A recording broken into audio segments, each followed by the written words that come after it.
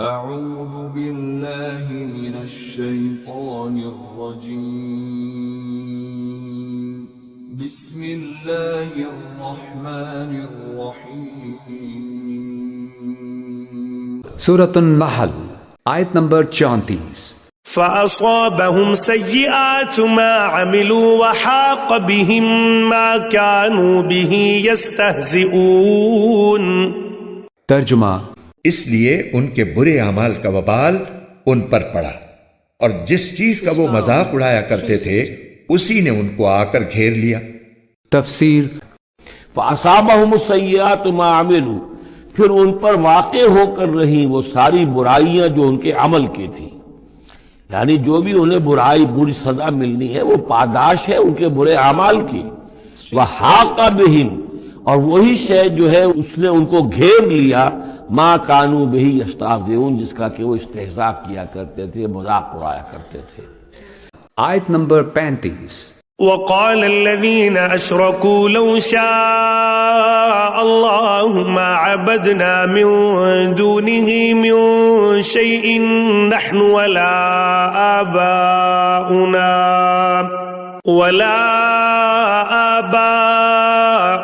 ولا حرمنا من دونه من شيء كذلك فعل الذين من قبلهم فَهَلْ عَلَى الرُّسُلِ إِلَّا الْبَلَاغُ الْمُبِينُ.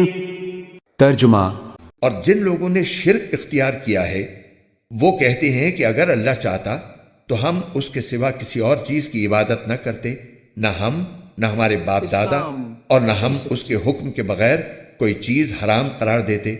جو امتیں ان سے پہلے گزری ہیں انہوں نے بھی ایسا ہی کیا تھا، لیکن پیغمبروں کی ذمہ داری اس کے سوا کچھ نہیں کہ وہ صاف صاف طریقے پر پیغام پہنچا دے. تفسیر: ان کا یہ کہنا کہ اللہ تعالیٰ چاہتا تو ہم شرک نہ کرتے سراسر ہٹ دھرمی پر مبنی تھا، کیونکہ اس طرح ہر مجرم یہ کہہ سکتا ہے کہ اللہ تعالیٰ چاہتا تو میں یہ جرم نہ کرتا.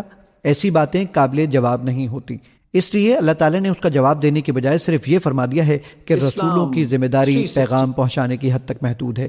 ان کی ذمہ داری یہ نہیں ہے کہ ایسے ضدی لوگ راہ راست پر آ ہی جائیں. اور انہوں نے جو یہ کہا ہے کہ ہم کوئی چیز حرام قرار نہ دیتے، اس سے ان جانوروں کی طرف اشارہ ہے جو انہوں نے بتوں کے نام پر حرام کر رکھے تھے. اس کی تفصیل سورہ انعام آیت نمبر 139 تا 145 میں گزر چکی ہے. آیت نمبر 36. وَلَقَدْ بَعَثْنَا فِي كُلِّ أُمَّةٍ رَسُولًا أَنِ اعْبُدُوا اللَّهَ وَاجْتَنِبُوا الطَّاغُوتَ فَمِنْهُمْ مَنْ هَدَى اللَّهُ وَمِنْهُمْ مَنْ حَقَّتْ عَلَيْهِ الضَّلَالَةُ فَسِيرُوا فِي الْأَرْضِ فَانظُرُوا كَيْفَ كَانَ عَاقِبَةُ الْمُكَذِّبِينَ. ترجمہ: اور واقعہ یہ ہے کہ ہم نے ہر امت میں کوئی نہ کوئی پیغمبر اس ہدایت کے ساتھ بھیجا ہے کہ تم اللہ کی عبادت کرو اور طاغوت سے اجتناب کرو. پھر ان میں سے کچھ وہ تھے جن کو اللہ نے ہدایت دے دی اور کچھ ایسے تھے جن پر گمراہی مسلط ہو گئی. تو ذرا زمین میں چل پھر کر دیکھو کہ پیغمبروں کو جھٹلانے والوں کا انجام کیسا ہوا. تفسیر: طاغوت کی بندگی سے بچو، یعنی تم اپنے شرک اور اپنی خود مختارانہ تحلیل و تحریم کے حق میں ہماری مشیت کو کیسے سند جواز بنا سکتے ہو، جبکہ ہم نے ہر امت میں اپنے رسول بھیجے اور ان کے ذریعے سے لوگوں کو صاف صاف بتا دیا کہ تمہارا کام صرف ہماری بندگی کرنا ہے، طاغوت کی بندگی کے لیے تم پیدا نہیں کیے گئے ہو. اس طرح جبکہ ہم پہلے ہی معقول ذرائع سے تم کو بتا چکے ہیں کہ تمہاری ان گمراہیوں کو ہماری رضا حاصل نہیں ہے، تو اس کے بعد ہماری مشیت کی آڑ لے کر تمہارا اپنی گمراہیوں کو جائز ٹھہرانا صاف طور پر یہ معنی رکھتا ہے کہ تم چاہتے تھے کہ ہم سمجھانے والے رسول بھیجنے کے بجائے ایسے رسول بھیجتے جو ہاتھ پکڑ کر تم کو غلط راستوں سے کھینچ لیتے اور زبردستی تمہیں راست رو بناتے. کسی پر ضلالت مسلط ہو گئی. یعنی ہر پیغمبر کی آمد کے بعد اس کی قوم دو حصوں میں تقسیم ہوئی، بعض نے اس کی بات مانی اور یہ مان لینا اللہ کی توفیق سے تھا، اور بعض اپنی گمراہی پر جمے رہے. جھٹلانے والوں کا کیا انجام ہو چکا ہے. یعنی تجربے سے بڑھ کر تحقیق کے لیے قابل اعتماد کسوٹی اور کوئی نہیں. اب تم خود دیکھ لو کہ تاریخ انسانی کے پے در پے تجربات کیا ثابت کر رہے ہیں. عذاب الہی فرعون اور آل فرعون پر آیا یا موسیٰ اور بنی اسرائیل پر؟ صالح علیہ السلام کے جھٹلانے والوں پر آیا یا ماننے والوں پر؟ ہود علیہ السلام اور نوح علیہ السلام اور دوسرے انبیاء کے منکرین پر آیا یا مومنین پر؟ کیا واقعی ان تاریخی تجربات سے یہی نتیجہ نکلتا ہے کہ جن لوگوں کو ہماری مشیت نے شرک اور شریعت سازی کے ارتکاب کا موقع دیا تھا ان کو ہماری رضا حاصل تھی؟ اس کے برعکس یہ واقعات تو صریحاً یہ ثابت کر رہے ہیں کہ فہمائش اور نصیحت کے باوجود جو لوگ ان گمراہیوں پر اصرار کرتے ہیں انہیں ہماری مشیت ایک حد تک ارتکاب جرائم کا موقع دیتی چلی جاتی ہے اور پھر ان کا سفینہ خوب بھر جانے کے بعد ڈبو دیا جاتا ہے۔ آیت نمبر 37۔ إن تحرص على هداهم فإن الله لا يهدي من يضل وما لهم من ناصرين۔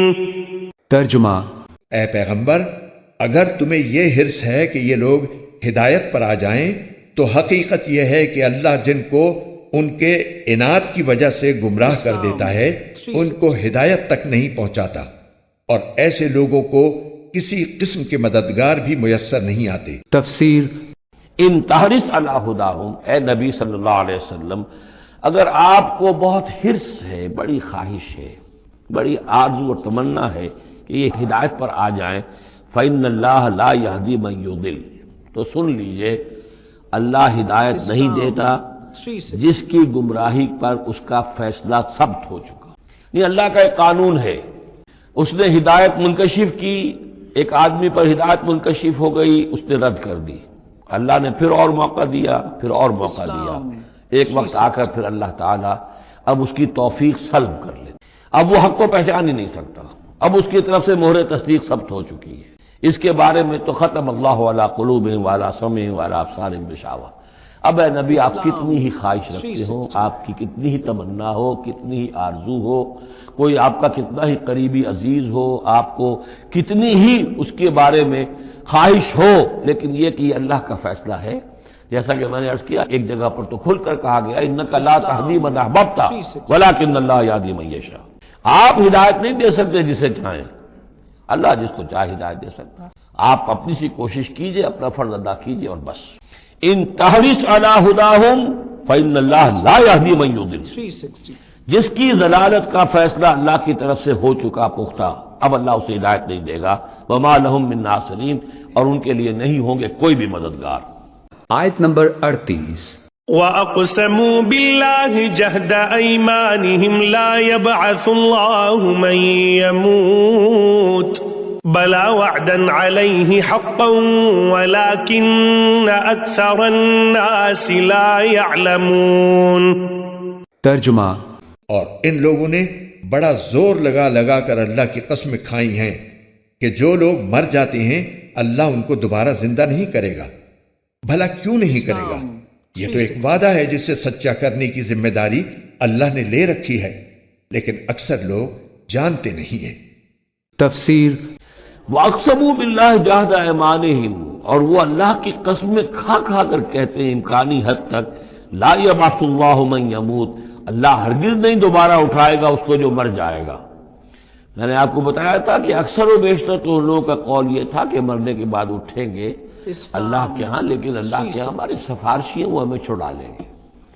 لیکن ایک طبقہ وہاں بھی موجود تھا ایسا کہ جو بعث بعد الموت کا سرے سے منکر تھا، یہ کہتے تھے لا یبعث اللہ من یموت، نہیں اللہ اٹھائے گا، جو مر گیا مر گیا، گیا ختم ہوا۔